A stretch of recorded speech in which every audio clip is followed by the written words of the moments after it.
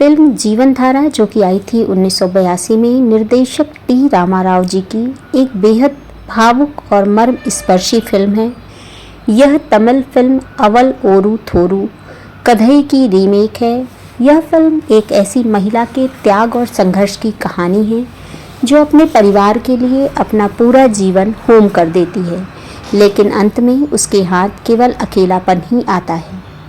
आइए सुनते हैं इस फिल्म का एक्सप्लेनेशन। एक निस्वार्थ संघर्ष फिल्म की कहानी संगीता यानी रेखा जी के इर्द गिर्द घूमती है।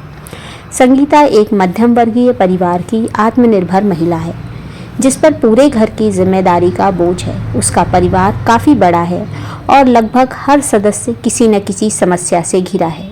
उसके पिताजी जो घर छोड़कर चले गए हैं, बेवा बहन जिसकी अपनी मजबूरियां हैं, एक बेरोजगार शराबी भाई है जो कि राज बब्बर जी ने उसका किरदार निभाया है, जो अपनी जिम्मेदारियों से भागता है, छोटा भाई जो ब्लाइंड है यानी अंधा है, भाभी, भाई और भाई के 3 बच्चों की जिम्मेदारी भी संगीता पर ही है। संगीता दिन रात मेहनत करती है ताकि उसके परिवार को 2 वक्त ही रोटी मिल सके। वह अपनी इच्छाओं और अपनी खुशियों, यहाँ तक कि अपने प्यार का भी गला घोट देती है। फिल्म में दिखाया गया है कि कैसे परिवार के लोग उसे केवल एक पैसा कमाने की मशीन समझने लगते हैं और उसकी भावनाओं की कद्र करना भूल जाते हैं।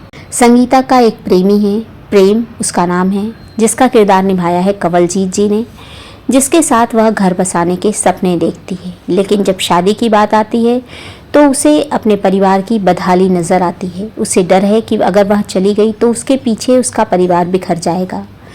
धीरे धीरे संगीता का भाई काम खोजने के बजाय गलत रास्तों पर चलने लगता है। संगीता का जीवन एक अंतहीन चक्र बन जाता है जहां वह हर किसी की ढाल बनी रहती है, लेकिन उसकी अपनी ढाल बनने वाला कोई नहीं है। संगीता के जीवन में एक ऐसा समय आता है जब उसे लगता है कि अब सब कुछ ठीक हो रहा है। संगीता की पारिवारिक मजबूरियों की वजह से स्थितियां ऐसी बनती हैं कि उसकी यानी प्रेम की शादी किसी और से यानी कि संगीता की छोटी विधवा बहन से ही हो जाती है।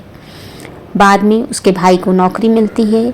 संगीता और घर के सभी लोग, उसकी माँ, पत्नी, बच्चे, संगीता सभी बहुत खुश होते हैं और संगीता के पास घर आकर उसकी माँ से संगीता का हाथ मांगते हैं और संगीता की शादी तय हो जाती है राकेश रोशन जी से, जो कि उसके बॉस का किरदार निभा रहे हैं। शादी के दिन ही पुलिस आती है और बताती है कि उसके भाई की डेथ हो गई है। संगीता शादी के लिए मना कर देती है। फिल्म के आखिरी दृश्यों में वह फिर से उसी बस में नजर आती है जहां से उसकी कहानी शुरू हुई थी।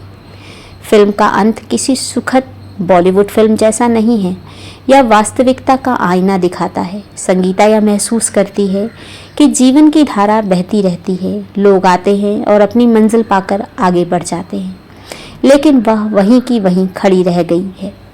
वह फिर से काम पर निकल जाती है क्योंकि अब उसे अपने भाई के बच्चों, परिवार की जिम्मेदारियों को फिर से संभालना है। यह फिल्म पितृसत्तात्मक समाज में एक महिला के उस अदृश्य बलिदान को सलाम करती है जिसे अक्सर कर्तव्य कहकर भुला दिया जाता है। मूवी का एक्सप्लेनेशन अगर पसंद आया है तो चैनल को लाइक, शेयर, सब्सक्राइब ज़रूर करें। धन्यवाद इसे पूरा सुनने के लिए।